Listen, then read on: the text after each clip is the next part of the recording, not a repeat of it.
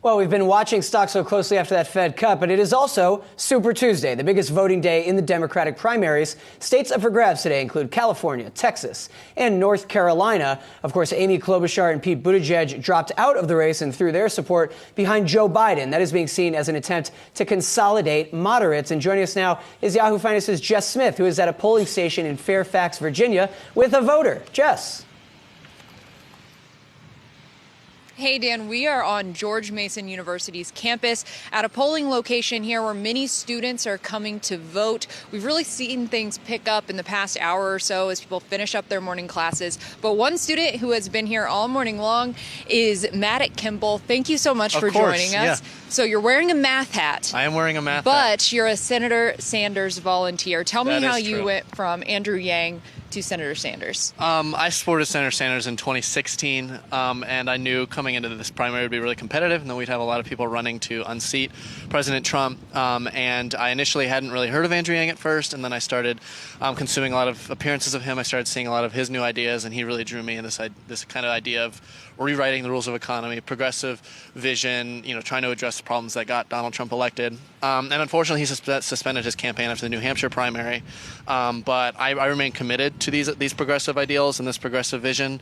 And progressive solidarity is important to me. So it's, the last couple of days, more moderate candidates like Senator Klobuchar and Mayor Pete Buttigieg have dropped out to support Joe Biden, who seems increasingly on the rise. And I want to see Bernie Sanders be the next nominee. I want Medicare for all. I want very aggressive action on climate change. I want an end to the horrific income inequality in our country. And so I voted for Bernie Sanders today, and I will continue to support him throughout the course of this primary. Now, we talked a little bit off camera, and you said you're not too worried about this moderate consolidation that we're seeing. Why not? Because Bernie Sanders, as anyone who's ever heard of him, as anyone who's ever heard of him knows, is that he's powered not by billionaires, he's not powered by corporate interests, he's powered by the interests of the people.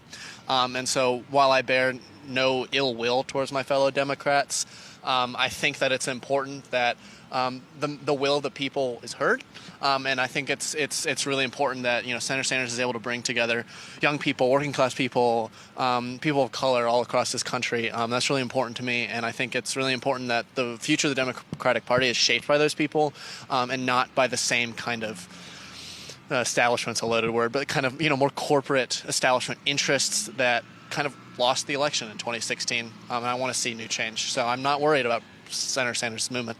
What are you hearing from other students on campus? How engaged, how excited are they going into this? I know for, some of the people that I worked with on the Yang caucus on campus, a lot of them are voting for Bernie Sanders. Some of them are still going to be voting for Mr. Yang. Some of them aren't voting. And I know that on campus we had a variety of different candidate caucuses. So there was me with Yang. There was a caucus for Pete Buttigieg. There's obviously a caucus for Senators Warren and Sanders. There was a caucus for Kamala Harris and for Beto O'Rourke. And as the field has winnowed, these caucuses have shrunk. And you see a lot of people really show the vision that they want for this country. So I know I have friends that supported Pete Buttigieg, and they're voting for Joe Biden now.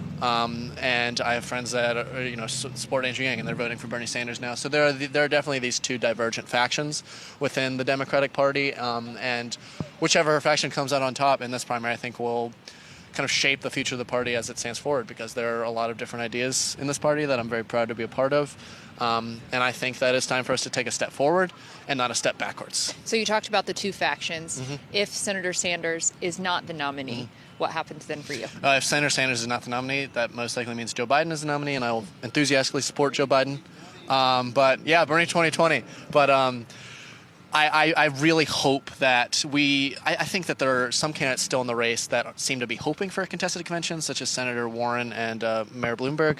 And I think that's bad for the party. And I think that whoever enters the convention, be it Bernie or Biden, and I think that as it stands now, Bernie has a better chance. Whoever enters with a plurality of votes and delegates, they should be the nominee. We should not be hoping for that. All right, Madoc, thank you so much for joining us. We Yeah, really appreciate it. We'll send it back to you, Dan and Julie.